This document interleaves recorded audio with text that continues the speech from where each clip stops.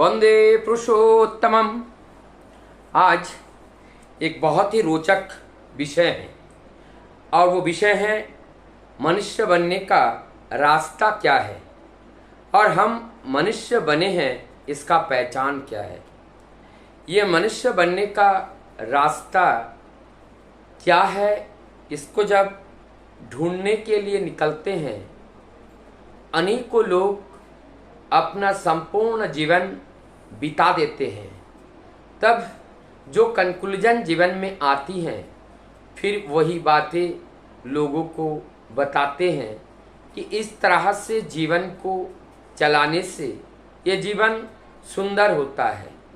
लेकिन किसी व्यक्ति के द्वारा कही हुए बात को जीवन में अनुपालन करना आसान नहीं होता है। सहजता के साथ कोई किसी की बात को मान ले, उसके लिए ज्ञान की अत्यंत जरूरी है। इसलिए गुरु नानक देव जी कहते हैं, एक ने कही दूसरे ने मानी, मान लो ये दोनों ज्ञानी। तो ये लोग मानना अर्थात विश्वास करना ये बड़ा कठिन काम होता है। साधारणतः ये देखा जाता है जब तक एक मनुष्य संपूर्ण उसी रास्ते से होकर जब तक नहीं गुजरता है और उनके जीवन के साथ ये घटना जब तक नहीं होती है तब तक वास्तव अनुभूति उनके पास नहीं आती है। और जब अपने जीवन से होकर गुजरती हैं वास्तव अनुभूति जब आती है तब उनको याद आता है, हाँ उन्होंने हमें जो बताया था ये सही बताया था। लेकिन ये सबके साथ होता है, सबके साथ ऐसी घटना होती रहती हैं कि हम उस वास्तविक सत्य को जानने के बावजूद भी हम उसे ना तो विश्वास कर पाते हैं ना तो हम उसे जीवन में ग्रहण कर पाते हैं। तो मनुष्य बनने का जो रास्ता है, मुझे लगता है किसी भी मत पथ अवलंबी हो उसे मनुष्य अगर जिसको बनना है तो एक मनुष्य के पास जाना है। ये सिंपल सी बात है। और ये मनुष्य कौन होते हैं, इसमें कहा गया है मन जिसके अंदर है लेकिन उस मन होश में अर्थात चेतन में रहता है। जब ये मन चेतन में रहता है और ऐसे चैतन्य मन वाला व्यक्ति ही एक सच्चे मनुष्य होते हैं। और ऐसे मनुष्य ही सारे ज्ञानों का ज्ञाता होते हैं और सभी वस्तुओं को जीवन में किस तरह से आचरण करना चाहिए वो अपने जीवन में करके सिखाते हैं। जब ऐसे आचरण सिद्ध महामानव जब आते हैं और उनका सानिध्य जब लाभ करते हैं और सानिध्य लाभ करने के साथ साथ आचरण सिद्ध महामानव को जो क्रियाकलाप हैं उस क्रियाकलाप को हम उनके आचरण को जब हम अपने जीवन में उतारने का कोशिश करते हैं तो सबसे पहले मानना होता है। जब तक हम किसी चीज को मानते नहीं हैं तब तक हम जानते नहीं हैं। तो अगर मानना है जानना है तो मानना जरूरी है। तो मानने के लिए उसको हमें श्रेष्ठ मानना है। गुरु का अर्थात होते हैं श्रेष्ठ, जिनसे हम कुछ प्राप्त कर पाएं तो उन्हें गुरु रूप में जीवन में ग्रहण करना है।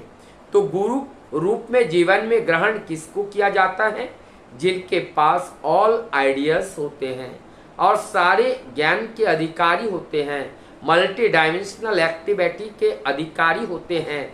ऐसे व्यक्ति को जीवन में गुरु के रूप में वर्ण करते हैं। और सदगुरु कौन होते हैं, जिसके अंदर बचना और बढ़ना। और गुरु कौन होते हैं, जो हमारे जीवन के प्रयोज्य में आने वाली अनंत दिशाएं उसमें से किसी एक दिशा के ज्ञान को देने वाला वो हमारे जीवन का गुरु होते हैं। लेकिन हमारे संपूर्ण जीवन के विकास करने वाला जो गुरु होते हैं वो सद्गुरु होते हैं। और ऐसे सद्गुरु को जीवन में जब हम धारण करके चलते हैं, उनका अनुसरण करके चलते हैं, निश्चित रूप से धीरे धीरे उनके उस आचरण को जब हम अपने आचरण में आचरित करते हैं तो हम धीरे धीरे वही गुण हमारे अंदर ट्रांसफर होने लगता है। इसलिए बोलते हैं ट्रांसफॉर्मेशन इज द लाइफ। तो हमारे जीवन को एक ट्रांसफॉर्मेशन करना है, ट्रांसफर करना है। कैसे अज्ञान जीवन से एक ज्ञानवान जीवन की ओर ले जाना है, एक मानव से एक महामानव की और यात्रा करना है, एक ज्ञानवान से एक ऋषि की यात्रा करना है। इस तरह से हमारी जीवन यात्रा चलती रहती है और इस जीवन यात्रा में हम सफल तब होते हैं जब हमारे जीवन में गुरु होते हैं। गुरु का मतलब होते हैं संपूर्ण नॉलेज को रखने वाला, संपूर्ण अभिज्ञ ज्ञाता व्यक्ति, सर्वज्ञ व्यक्ति को ही जीवन में गुरु बना करके चलना चाहिए। और जब हम उनको गुरु बना के चलते हैं, उस गुरु तत्व माने गुरु तत्व हमारे अंदर जब प्रवेश करते हैं, तब हमारे ये जीवन भी सुंदर होना लगता है। और ये जीवन सुंदर हुआ है, इसका पहचान कैसे होती है? वो पहचान होती है जब हम आपसे मिलेंगे। आपसे मिलने के बाद हमारी बात आपको अच्छी लगेगी और हमारी बात के साथ साथ हमारी जीवन को जब उस बात से मिलन करेंगे, तब हमारी बात और हमारी कर्म जब मिलने लगेगा, एक सा दिखाई देने लगेगा, तब जाकर के आप कहेंगे ना ठीक है ये मानव, ये मनुष्य ठीक है, ये व्यक्ति ठीक है, ये जैसा बोलते हैं वैसा करते हैं।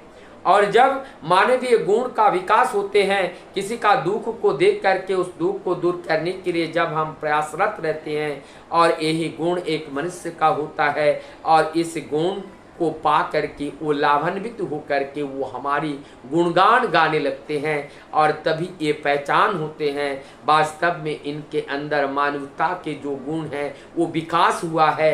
मानवीय गुण जब तक विकास ना हो, मानवीय गुण जब तक फलित ना हो, तब तक उसका कोई आस्वाद नहीं होते हैं, कोई आस्वादन नहीं होते हैं, माधुर्य नहीं आते हैं, कोई सुगंध नहीं आती है। मनुष्य जीवन का सुगंध, मनुष्य जीवन का सौंदर्य ये तब विकसित होते हैं जब मानवीय गुण विकसित होते हैं, और उस मानवीय गुण का लाभ जब साधारण अपने पारिपार्श्विक के मनुष्य को प्राप्त होता है, तो वही मनुष्य ही हमारी ये जो जीवन है, इस जीवन को एक नव जीवन की तरह देखते हैं, और वो हमारे क्या हो जाते हैं? अधीन हो जाते हैं। जैसे ही एक आदर्शवान व्यक्ति जो कुछ कहते हैं वो मानने लगते हैं, और तब वो सब लोग आने लगते हैं, एक व्यक्ति के पास आते हैं, मानवीय गुण धारण किए हुए व्यक्ति के पास, उनके सुगंध से, उनके कर्म से, उनके आचरण से आकर्षित होकर के अनेकों मनुष्य आने लगते हैं। तब उनके जीवन के साथ साथ और हजारों जीवन में परिवर्तन आना शुरू हो जाता है, और इस तरह से एक घर का परिवर्तन, एक समाज का, एक राष्ट्र का और संपूर्ण ब्रह्मांड का ये परिवर्तन होता है। यही परिवर्तन को लाने के लिए परम पुरुष धराधाम पर बारंबार अवतारित होते हैं। आज परमदयाल श्री ठाकुर अनुकूल चंद्र के रूप में धराधाम पर यही विचारधारा को लेकर के आए हैं।